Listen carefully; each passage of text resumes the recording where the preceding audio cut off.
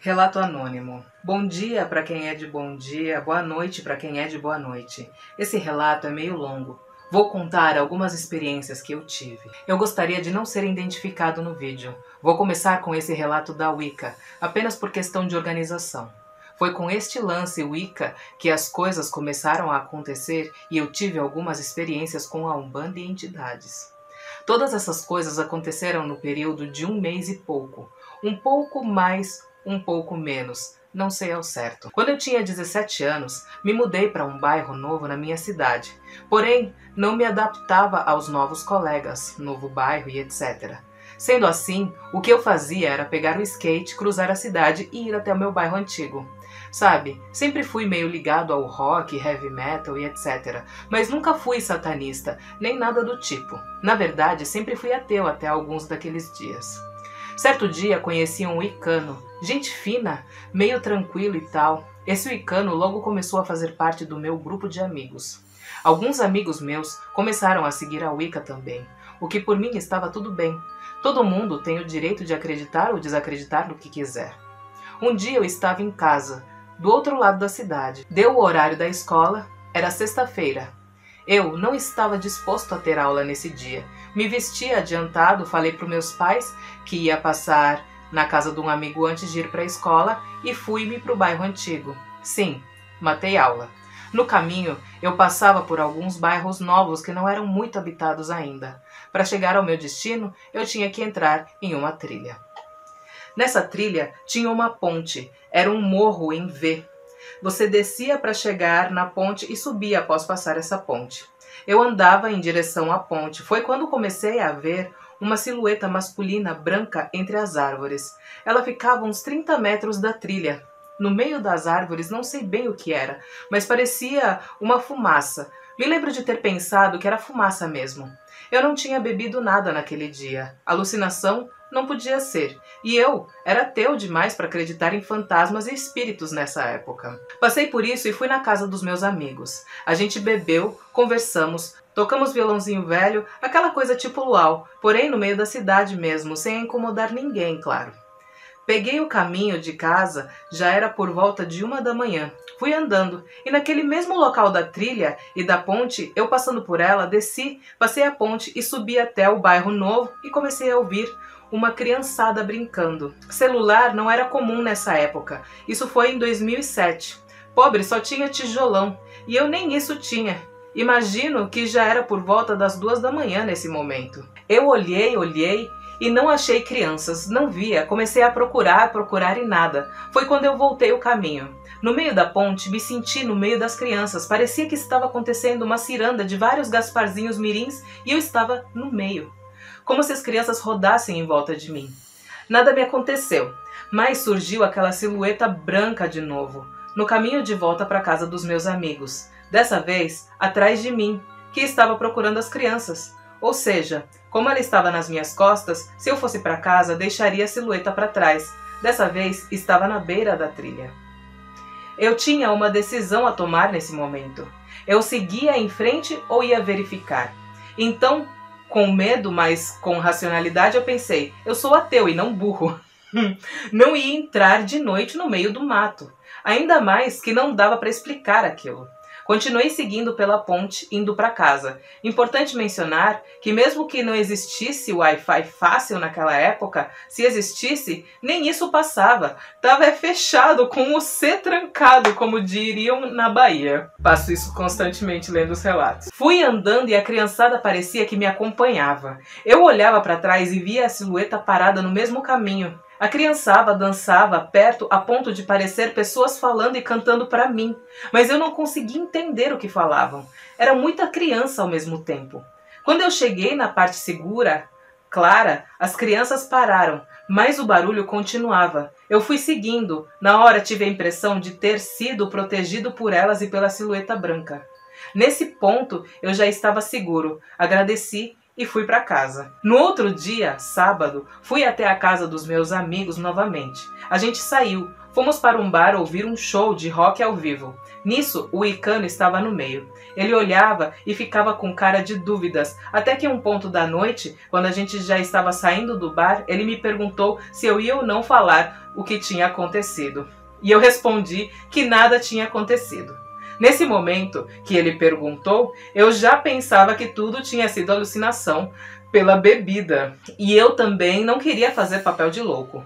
Ele perguntou se podia falar do acontecido e eu disse que sim, pois nada tinha acontecido mesmo. Fiquei dando uma de João sem braço.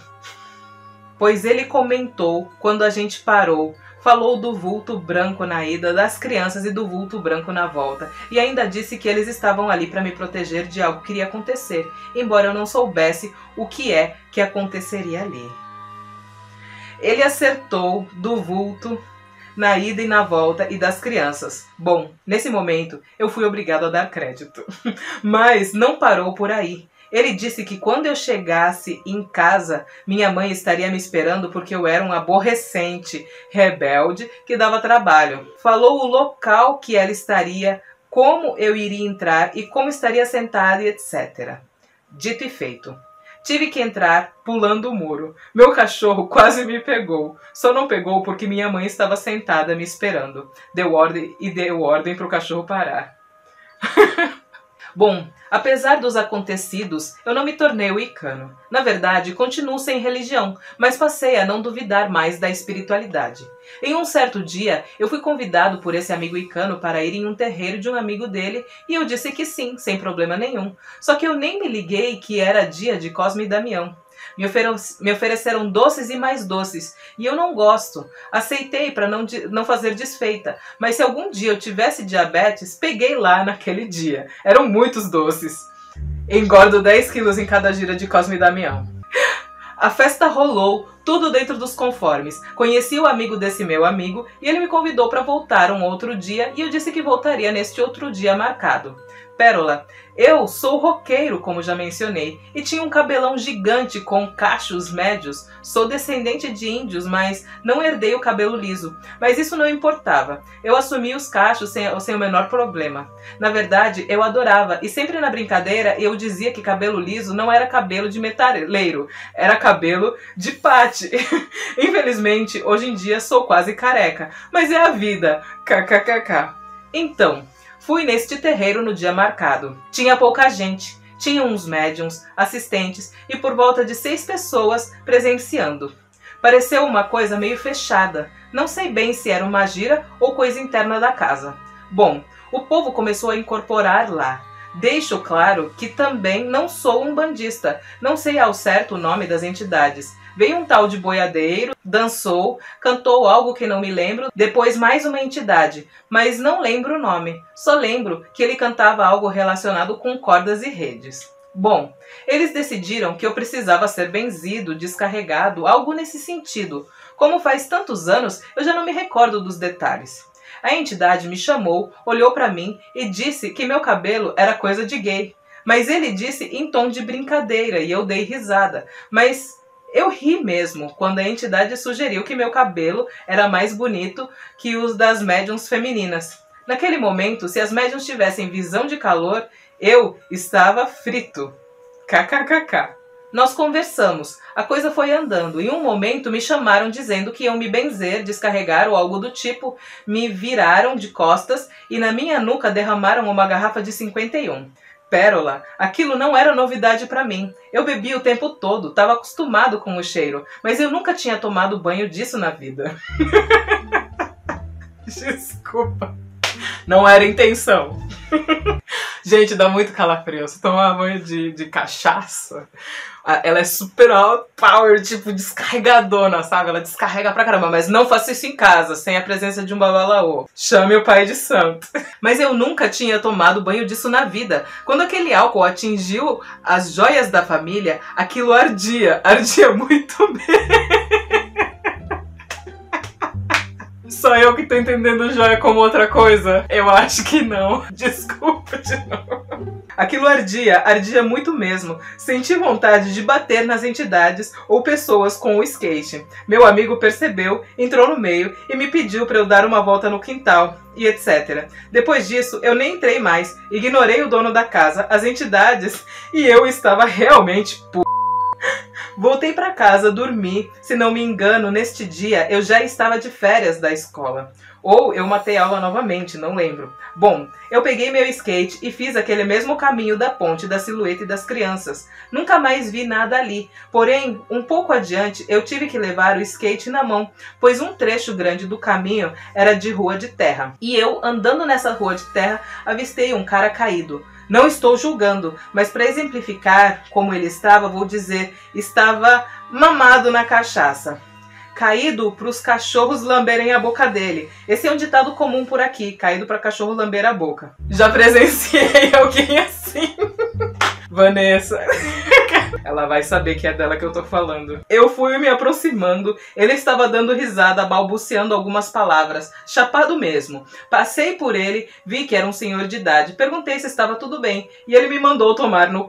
Educação é outro nível, né, gente? Aí eu ignorei, não ia brigar com o velho na rua, ainda mais um velho bêbado. Andei uns 10 metros e ele me chamou de cabeludo e disse pra eu ajudar ele ali, mas nessa hora ele já estava falando normal, sentou no pé da árvore e falou: aquela história do seu cabelo, não fique bravo, seu cabelo é muito bonito, não tem nada a ver com coisa de gay, essa sua trança parece coisa daqueles índios de filme, desculpe se eu te fiz alguma coisa. O velho bêbado incorporou a entidade que te deu passe. Muito bom. Por isso que eu falo para as pessoas, não beba durante o desenvolvimento mediúnico. Sacou? Eu falei que tudo bem. Nunca tinha visto o cara na vida. Falei que tudo bem e saí andando, questionando como ele se recuperou tão rápido ou se ia me assaltar e desistiu. Uns passos para frente, deu um estalo. Não tinha como ele saber da brincadeira do cabelo. Não tinha como ele ter feito algo, pois eu nunca tinha o visto antes e olha, eu sou péssimo com nomes, mas nunca esqueço um rosto. Quando eu questionei isso, eu olhei para trás e voltei. E lá estava o cara deitado, caído pro cachorro lamber a boca dele, balbuciando qualquer coisa. A entidade incorporou nele para me pedir desculpas. Creio que seja isso. Eu nunca mais vi esse cara. Mas nesse último dia, antes de ficar puto, lembro da entidade dele ter dito que eu estaria protegido enquanto estivesse andando por aqueles lados da cidade. E bom, eu nem dei bola pra isso, eu só estava puto mesmo. Caraca. Teve um outro relato aqui que eu li no canal que foi muito parecido e muito incrível. Mas tudo bem, vamos lá. Mais um relato. Bom, nessa rua onde eu vi essa entidade no corpo do cara, eu estava andando de madrugada voltando para casa. Foi quando na última esquina, onde eu tinha que pegar à esquerda, tinha uma última chácara, dessas com cerca de arame, bastante coisa plantada e etc. Eu nunca tinha reparado, mas existem vários cachorros lá dentro. 2 deles eram boxers, desses rajados. Tinham também alguns vira-latas grandes e alguns vira-latas pequenos. Acredito eu que por volta de 8 cachorros. Eu fui passando por ali quando os boxers fecharam o meu caminho, se colocaram na frente rosnando uns 10 metros na minha frente. Eles começaram a andar para frente como quem diz, vai andando se não quiser confusão. Só que eu travei, já tinha sido atacado por cães antes. Não sei se foi o trauma, não sei o que foi, mas eu travei e os boxers vindo. Nessa hora, eu parecia que estava numa espécie de transe que me impedia de me mexer.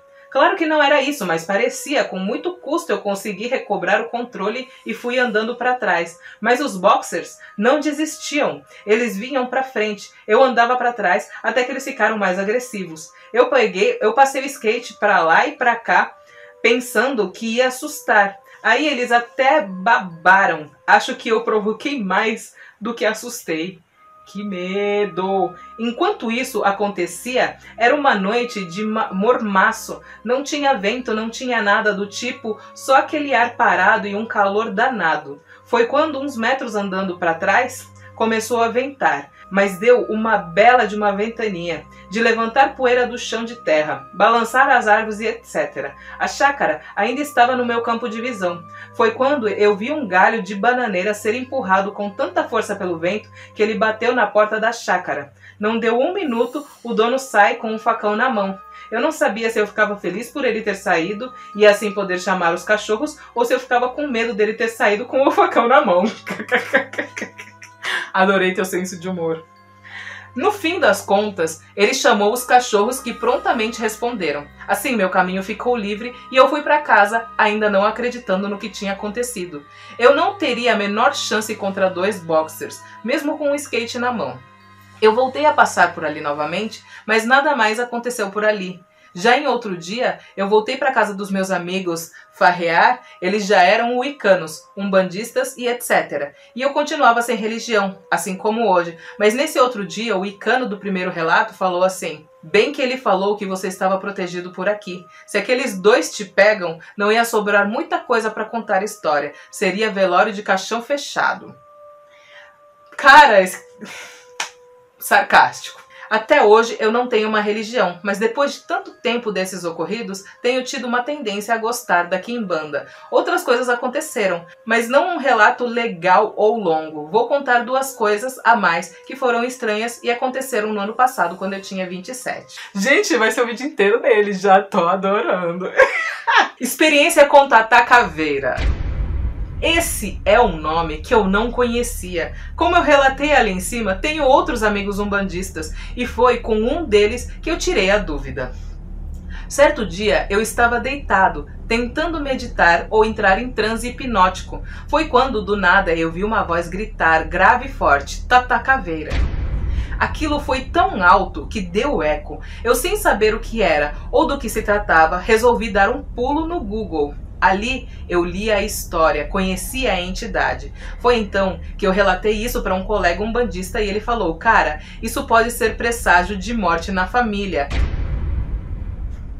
Estranho. Então eu ouvi a informação e fiquei quieto, mas pensei que isso já era viagem demais. Ele, sabendo que eu leio alguns livros de quimbanda, pesquiso e etc., me advertiu que isso também poderia ser algo errado que eu estava fazendo, tipo tentar fazer feitiço sem ser quimbandeiro ou tentar algo nesse sentido, coisa que eu não faço. Expliquei para ele que eu não cultuo o que eu não conheço. Ele compreendeu, me deu como opção esse presságio para explicar. Passou mais ou menos uma semana e o irmão do meu tio faleceu. Não éramos próximos, mas eu gostava dele. Tínhamos um problema em comum. Era uma boa pessoa. Tinha seus problemas de saúde, mas era uma boa pessoa. Olha, assim, eu não associo você ter escutado o nome do Exu com um presságio de morte. Eu sinceramente acredito que foi uma coincidência, tá? Mas isso é a minha opinião. Exu Marabô.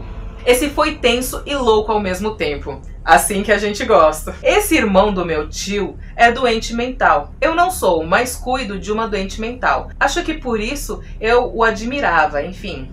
Eu sempre fui notívago. Certo dia, eu estava dormindo. Já era dia.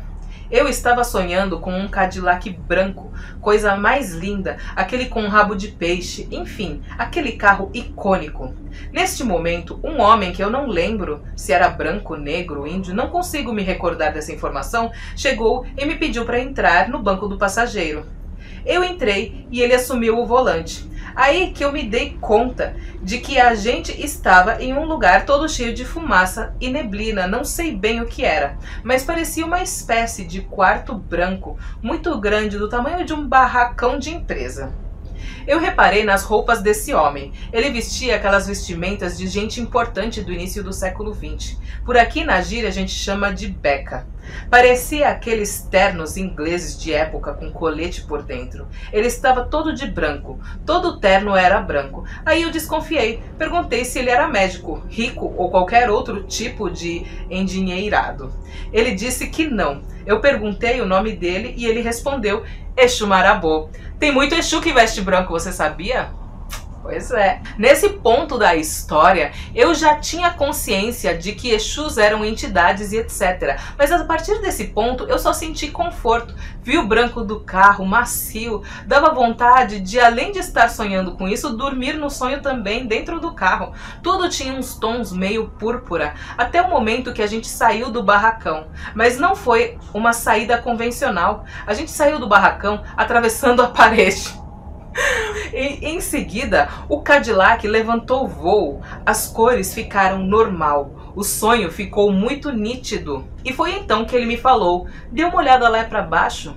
Pérola, vi a minha mãe, ela é a doente mental de quem eu cuido. Ela estava entre os carros em uma avenida, como se estivesse tentando parar os carros, se matar ou ser atropelada. Pela distância que estávamos do chão, não dava para ter certeza do que era. Foi então que ele falou assim: essa é sua mãe, certo?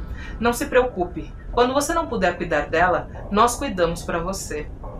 Sem comentários, Marabô, toca aqui, cara. Depois disso, eu não lembro de ter sonhado mais nada. Eu acordei com a minha irmã me ligando desesperada, dizendo que ela tinha deixado minha mãe na casa da minha avó. E ela tinha fugido e entrado no meio dos carros na avenida. Que foi onde ela encontrou a minha mãe, ainda vive bem, sem nenhum arranhão. Isso pra mim foi uma tijolada.